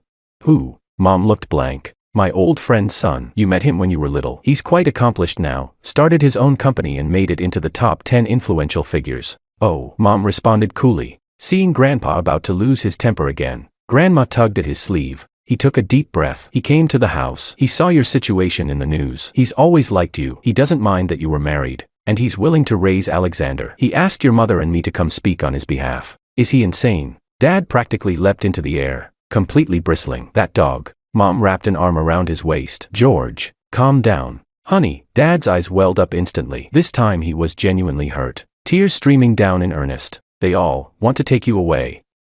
Honey, I really only have you and Alexander. Mom stroked his back gently. All right. Stop crying. No one can take Alexander or me away. Then her voice turned cold. I understand why you're here today. You can all leave now. Mrs. Wong hesitated. George. Mom frowned. If you don't leave, I'll have security escort you out. Her patience was gone. Her face was completely cold. They didn't dare say anything more and left in embarrassment. I ran over to comfort Dad. Stop crying. Dad, if your eyes get swollen, you won't look handsome when you take me to school tomorrow. Ah, really? Dad wiped his face immediately and stopped crying. He rushed off to the bathroom to wash his face. I turned to Mom. Are Grandpa and Grandma from the Wong family really trying to take Dad back? Of course not, Mom said, leaning back on the sofa. A while ago, Makoto proposed a very high-risk plan. If it succeeded, it would secure his position and elevate Wong Corporation even further. Brandon thought about it for 2 days and approved it. I climbed onto the sofa beside her, so it failed. Alexander is very smart. She pinched my cheek. Not only did it fail, it drained the foundation of Wong Corporation. Realization dawned on me. So that's why they wanted Dad back, to use Lu Corporation to pull them up again. Dad shuffled over and sat on Mom's other side, his voice small. But, your parents really don't like me. And that guy with the last name Chan, he sounds impressive. Mom rolled her eyes. Instead of worrying that I'll like him, you should worry that he might like you. What does that mean? Dad's brain seemed to short-circuit. Oh, he likes men, especially good-looking men. I suspect he just wanted me as a shield. Ah. Mom patted his face lightly with amusement. So you should be careful. Dad looked completely stunned. Mom picked up her phone and made a call. Send the file from my office to the prosecutor's office. A few days later, the media was flooded with reports that Wong Corporation was facing bankruptcy due to a broken capital chain, and that Lu Qian, the former head of Lu Corporation, was under investigation for suspected economic crimes. Dad scrolled through his phone, resting his chin on Mom's shoulder, clicking his tongue. Honey, you move fast. Mom ignored him, swiping through emails on her tablet. But, Dad leaned closer, blinking. Honey, about your parents, are you really not upset at all? Mom's fingers paused. She turned to look at him. Sunlight streamed through the floor-to-ceiling windows, illuminating her cool profile. In her usually calm eyes, I'm used to it, she said quietly, turning back to her screen. From childhood to now, I've never felt parental love. To them, family has always been less important than interest. Dad said nothing. He simply wrapped his arms around her from behind, buried his face in the curve of her neck, and gently nuzzled her. I sat on the carpet building blocks, feeling warmth spread through my chest. Dad may be clingy, dramatic, and sometimes exhausting, but no one understands Mom better than he does, and no one cherishes her more. Chapter 22. After school that day, Dad held my hand as we strolled slowly toward the parking lot, crunching over yellowed fallen leaves. Makoto was standing beneath a plane tree, looking haggard and worn. He stepped forward and blocked our path, handing Dad a document envelope. Inside was a newspaper. One headline read, Wong family heir kidnapped, kidnappers demand 20 million ransom.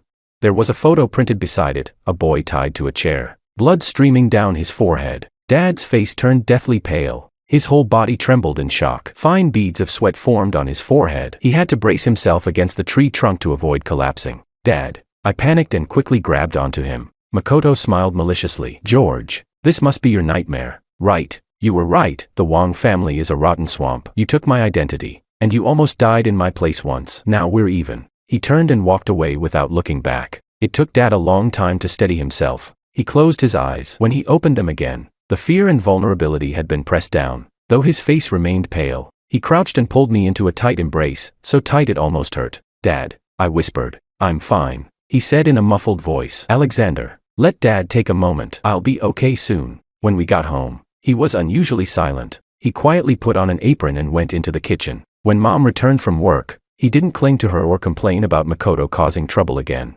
Dad made her favorite dish, steamed sea bass. The timing was perfect. The fish tender, the broth clear. He also stir-fried several light side dishes and even arranged the plating with extra care. "Why are you so well-behaved today?" Mom asked. Dad forced a smile. "Nothing. You've worked hard. I just wanted to make something nice for you." Mom didn't press further. After dinner, Dad resumed his knitting project. Mom called me into the study. I told her everything from beginning to end. "Mom, what exactly happened? Are the scars on Dad's body from that time?" Mom crouched down in front of me. After thinking quietly for a moment, she said, "Alexander, let Mom tell you a story." Chapter 23. Mom said there was once a little boy born into an extremely wealthy family. His father was a powerful businessman and a famous philanthropist. His mother was a very well-known movie star. All the other children envied him. The boy thought he was happy, too, but he only saw his parents a few times a year. What accompanied him as he grew up were a vast, empty mansion, housekeepers, and a chubby orange cat. When he was 12, his father's business partner launched a parent-child project. It was a great success, so they held a celebration banquet and invited the three of them as a family. The boy was thrilled. He had never gone out with both of his parents before. This was the first time. In the car, he was so excited he couldn't sit still. He kept asking his parents questions, one after another. They grew impatient and scolded him coldly. He fell silent, crestfallen. Then suddenly, a truck blocked the road in front of them. Several men jumped down, dragged them out of the car, tied them up,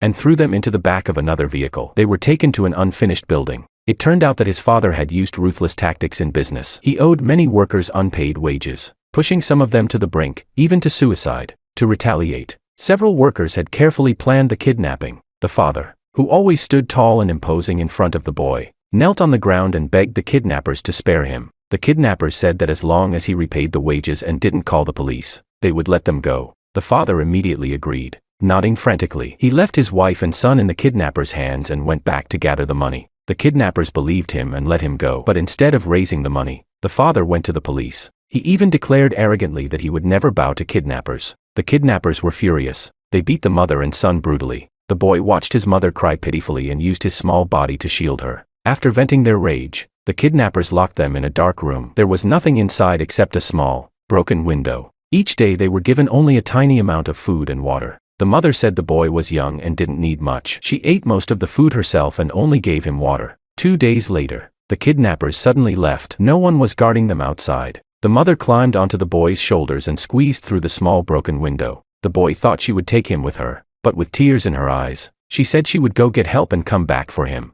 When the kidnappers returned and found her gone, they were enraged. They beat the boy until his head was covered in blood. They tied him to a chair and took a photograph, sending it to his father with a demand for $20 million in ransom. $20 million was not an impossible sum for the Wong Corporation, but at that time, the company was in the middle of a crucial transition, and cash flow was tight. Instead of paying, his father leaked the incident to the media, hoping that public exposure would intimidate the kidnappers. The kidnappers panicked. They were eager to flee and left one man behind to deal with the boy. In the end, that man softened. He slashed several cuts across the boy's back, leaving him bleeding heavily. Then he drove him to a remote alley near the school and dumped him beside a trash can. Left him there, to live or die on his own. Chapter 24. The boy lay there on the cold ground, quietly feeling the life draining out of his body. Several stray dogs circled around him, sniffing non-stop, waiting for him to stop breathing so they could tear him apart. No one knew how long it had been when a girl found him. She grabbed a stick and, with fierce determination,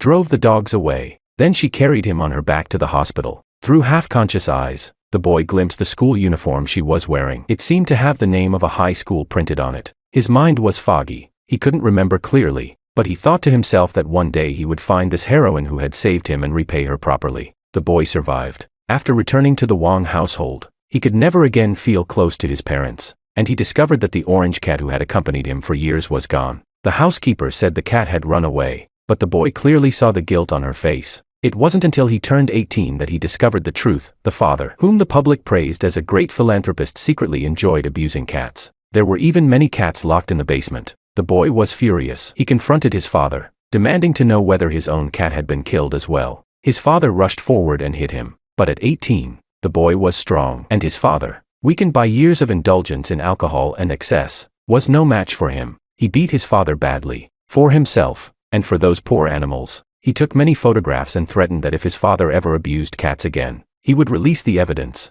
His father finally compromised. All the cats were released and given proper arrangements. The boy was utterly disappointed in that household. He refused to live according to his parents' plans ever again. He began to indulge himself recklessly. He tore up his admission letter from a prestigious university, raced cars, gambled on horses, played games, anything except doing something proper. The Wang family was rich enough. If he wanted to burn through money, he would. And if he burned through it all, he'd just be reborn into wealth again. The only regret was that he still hadn't repaid the heroine who had saved him. Until he turned 24. His parents confiscated his sports car and forced him to attend a blind date. And there he saw her, the heroine who had haunted his dreams. In that instant, his whole world lit up. Before she could even speak, he eagerly nodded and said, "I'm willing." If the heroine wanted his life, he would give it to her, let alone just himself. The heroine fell silent for a moment. Then she said she only needed a marriage alliance partner. After marriage, he could do whatever he wanted. She wouldn't interfere. She would give him enough money. He could buy whatever he wanted, play however he liked,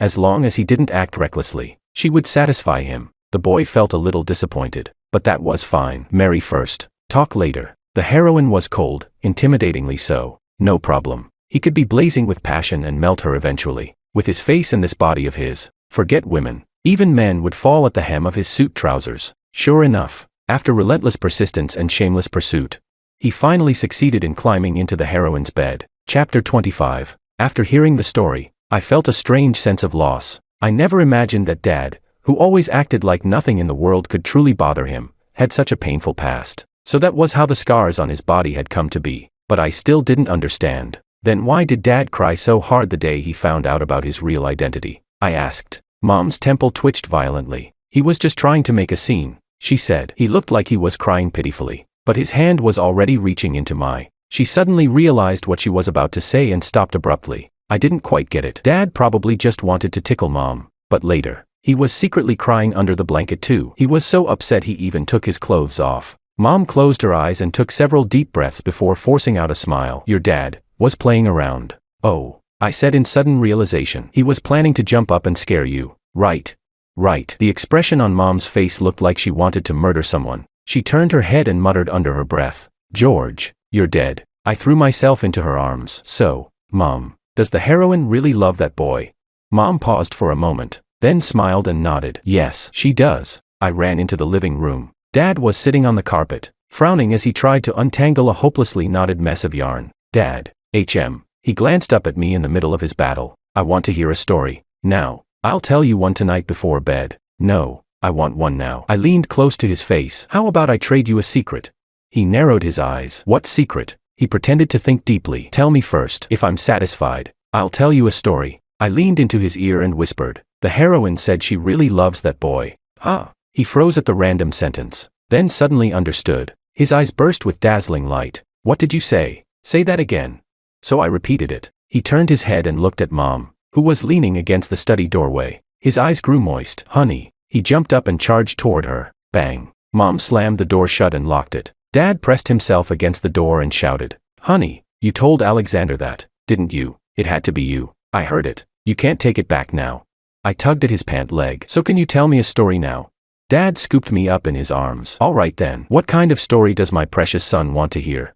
I said. The domineering iceberg CEO and her dramatic, clingy husband. Dad was speechless. Where did you even get that from? He rubbed his forehead and shook his head. I put on a cold, aloof expression just like Mom's, slightly lifting my chin. Hurry up. Fine. Dad sighed, pulling me down to sit on the carpet with him. You and your mom are my natural-born nemesis. Chapter 26. At the very beginning, the iceberg CEO wasn't an iceberg at all. She loved to laugh and joke. When she was born, a fortune teller examined her fate and declared that she was her parents' lucky star, destined to bring them prosperity. Coincidentally, that very year her parents' startup succeeded. They signed several major contracts in a row, and the company expanded rapidly. Her parents believed the fortune teller completely. They doted on her. When she was 4, the company encountered a major crisis. Her parents were frantic. It seemed as though her luck aura had suddenly failed. In desperation, her parents sought out another fortune teller. This one said she was born with an ominous fate. She would bring harm to her father and mother. When she was young,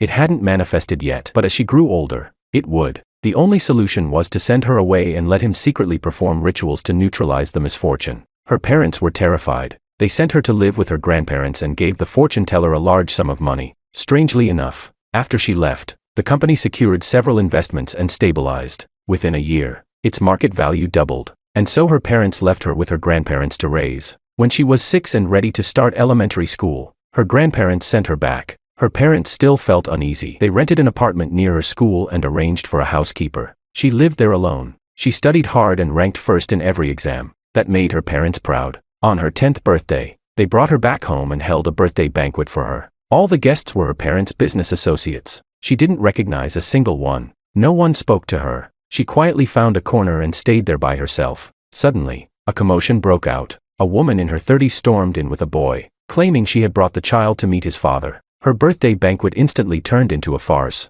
Her mother hysterically demanded answers. Her father apologized in a low voice at first, but soon began shouting back. They argued fiercely. No one noticed the little girl trembling in the corner. After that, her father stopped pretending altogether. He simply stopped coming home, keeping several mistresses and fathering multiple illegitimate children. Her mother seemed to lose her mind. Pointing at the girl, she would beat and scold her. "It's you. It must be you. The misfortune on you wasn't fully cleansed. That's why you ruined my relationship with your father."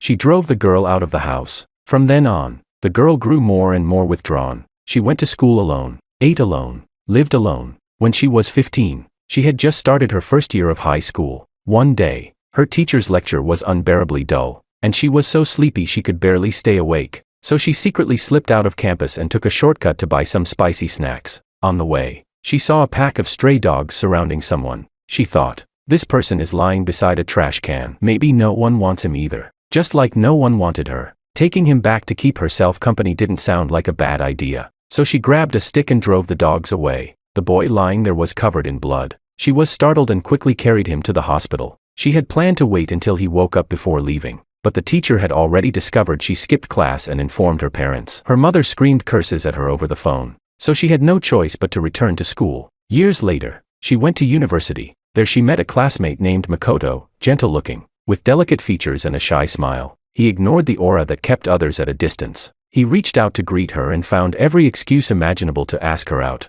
It was the first time anyone had been so warm toward her. Most people saw her cold exterior and didn't dare approach her, but in truth, she was easy to get along with. She agreed to Makoto's invitation. Chapter 27. Later, Makoto confessed his feelings to her. She hesitated for a moment, then nodded. It was her first relationship. She didn't know how to express affection. Her roommate told her that if she didn't know what to say, she could always give gifts. So she bought Makoto many expensive things: a laptop, a phone, designer sneakers. When Makoto received the gifts, he was thrilled and excited, showering her with sweet talk, but she didn't feel particularly happy. His tastes and habits were completely different from hers. Yet when she saw his smiling face, she decided to endure it. She could always go home and eat a couple more packs of spicy snacks afterward. They dated for half a year. Makoto asked what she wanted for her birthday the following month. She thought about it. He couldn't afford anything too expensive. Since her roommate had recently been knitting a scarf for her boyfriend, she casually said she wanted a scarf hand-knit by her boyfriend. Makoto smiled and agreed, but later he said he was too busy and didn't have time to knit. She was disappointed, but she nodded and said she understood. However, the man who didn't have time to knit a scarf somehow had time to hold a freshman girl and kiss her. To be honest, she was furious. She even took photos, intending to post them in the university group chat, but after thinking it over, she let it go. He had given her a valuable lesson, proof that love was unreliable. So she calmly broke up with him and deleted all contact information. Not long after, she entered the Lu Corporation. Her father didn't want her to take power. He only wanted her to marry for alliance. She persuaded her mother to cooperate with her and gradually sidelined her father. But to completely seize control of Lu Corporation in a short period of time, she truly did need a marriage alliance. Her father listed many candidates. The youngest one was still 12 years older than her. One night, feeling frustrated, she sat at a bar drinking alone. A noisy group entered. The man in the center caught her attention instantly. So beautiful. It wasn't quite appropriate to use that word for a man, but at that moment, that was the only word in her mind. She immediately had someone investigate everything about him. Her heart raced with excitement. Wasn't this the perfect marriage alliance partner? She didn't hesitate. She contacted the Wang family parents and arranged the blind date. After negotiating terms, both sides were satisfied. The men agreed quickly. After marriage, she gave him a black card with no spending limit. After all, she had spent plenty on a boyfriend who wasn't that satisfactory. A husband who was satisfactory should naturally receive even more. With the Wang family's support, she firmly established her position, took full control of Lu Corporation, and became CEO. Her father could only stay home in awkward silence with her mother. The illegitimate children were dealt with harshly. No one dared to trouble her again. Later, The CEO discovered that the Wang family's business methods were too ruthless, so she gradually cut off many cooperative projects and distanced herself. She thought life would continue like that, steady and unchanged, but no one had warned her that her husband was such a dramatic, clingy handful. Finally, on a dark, windy night, after drinking a little too much, the two of them half resisted and half gave in and ended up tangled together. When he woke up, he wore a tragic expression and declared that his pure body had now been given to her, and from now on she had to take responsibility. It was at that moment that the CEO realized this clingy pest had completely attached himself to her, but what could she do? At the end of the day, she had also lacked willpower and succumbed to temptation. Still, she made one thing clear in advance: she would not take care of the household. She was devoted to her career. George paused and asked seriously if she was certain. She nodded solemnly. George let out a sigh of relief and said it was fine, he could take care of the household. Only much later did the CEO understand why he had been relieved, because he simply had no talent for business. He couldn't even read financial statements. This clingy pest had traded his intelligence for that handsome face. So the condition she proposed had been exactly what he wanted. To prove his determination to take care of the family, the clingy pest painstakingly began learning how to cook. The female CEO almost couldn't bear to watch, afraid he might chop off his own fingers. During that period, she didn't even dare to go home. The dishes on the table were more thrilling than the scheming and backstabbing at a negotiation table. It would have been one thing if the cooking skills weren't great, but on top of that, there was this obsession with innovation. Any ingredients were boldly thrown together. Braised eggplant with apples and oranges, stir-fried cilantro with green peppers, and the worst of all, black-bone chicken stewed with red dragon fruit. Good grief, when she lifted the lid, she thought the chicken had coughed up blood from sheer anger. The chicken hadn't vomited blood from anger, she was the one about to vomit blood from eating it. After she threatened to move into the study to sleep, the other party finally stopped the innovation, looking utterly aggrieved, and obediently went back to cooking traditional dishes. And honestly, as long as there was no innovation, it actually tasted pretty good. Chapter 28. The child came unexpectedly. The female CEO hadn't planned to keep it. They had always taken precautions, but the doctor said there was still a 2% chance of getting hit. She touched her belly and froze. Just 2%? Could it be a gift from heaven? After she returned, she told the clingy rascal about it. She felt this wasn't something for one person to decide alone. The clingy rascal didn't show much reaction, calm to a surprising degree, but he started walking with his arms and legs moving stiffly on the same side, bumped himself into 2 big lumps, and when pouring hot water, nearly poured it onto his own hand. If the CEO hadn't stopped him in time, his hand would have been scalded into something like a pig's trotter. That night, he finally reacted, both happy and worried. He said neither of them had ever received familial love, and they didn't know how to be parents. What if they turned out like their own parents? Wouldn't the child suffer terribly after being born? The CEO nodded. That was her concern as well. The clingy rascal asked for 3 days to think it over carefully. He seriously looked up a lot of information. Can parents who are emotionally abnormal raise a normal child? How do parents who lack love treat their children? She watched the dark circles under his eyes deepen layer by layer, and suddenly felt a pang in her heart. Finally, he closed his laptop and said, "Honey, let's go see a psychologist." After listening to their story, the doctor gave a suggestion: don't have the baby. They both froze, stammering as they asked if there was no other choice. Did it really mean they couldn't keep this child? The doctor smiled. Haven't you already made your choice? The two of them suddenly understood. They stuffed a thick red envelope into the doctor's hands. After returning home, the clingy rascal signed up for a prenatal class. Yes, he was the one attending the prenatal class, sitting among a group of pregnant women. He said only by experiencing it firsthand could he truly learn how to take care of a pregnant woman. When the pregnancy reached 5 months, he signed up for a parenting class as well. The CEO flipped through his notes, her heart softening. A few months later, the baby was born. The tiny child was a soft, squishy little bundle. All the skills he had learned seemed useless. He didn't even dare to hold the baby. Watching him sleep so sweetly, the clingy rascal cried with tears and snot streaming down his face. The CEO turned her head away in mock disgust. They didn't give their son a name, because they couldn't think of anything worthy of their precious boy, so they temporarily called him Little Dot. After finishing her postnatal confinement period, she returned to work. Their son cried, looking for his mother. With no other option, the clingy rascal bought a wig and tied a milk bottle to his chest, pretending to be the mother to feed him. When their son turned 1 year old, the clingy rascal hoisted him onto his shoulders. The boy laughed so hard that drool streamed down his chin. Watching this scene, the CEO finally decided on a name: Alexander. Chapter 29. After that, I sat on Dad's lap, swinging my head back and forth. He said, after that, President Lu continued striving and expanding her business empire, while young Master Wang remained unwavering, wholeheartedly taking care of his precious son. Is that so, Mom? I looked toward Mom, who had come out of the study at some point. She leaned against the doorway, smiling softly, her eyes full of warmth. More or less. I looked into Dad's eyes and asked, so the day you found out about your background, you really weren't that sad? Dad chuckled and pinched my cheek. No, if anything, I felt relieved. I said, but you complained to me that Mom doesn't understand romance. Mom's expression darkened slightly. George, what nonsense have you been telling our son again? No. Dad panicked, flustered. I just said it casually. Ale, how do you remember things so clearly? Honey, don't walk away. I was wrong. I really know I was wrong. I promise I'll never talk nonsense in front of Ale again. Dad chased after Mom, waving his arms and apologizing frantically. I couldn't help but burst into laughter. I think they are in love. Mom is cold and strict, steady and disciplined. Dad loves to play, loves to joke, loves to make a fuss and jump around. Two people who seem completely mismatched somehow perfectly made up for the lacks of each other's youth, filling in that missing piece of emptiness. I think I understand the meaning of my name now. Alexander, the one who protects you, who stays soft for you when the world is sharp.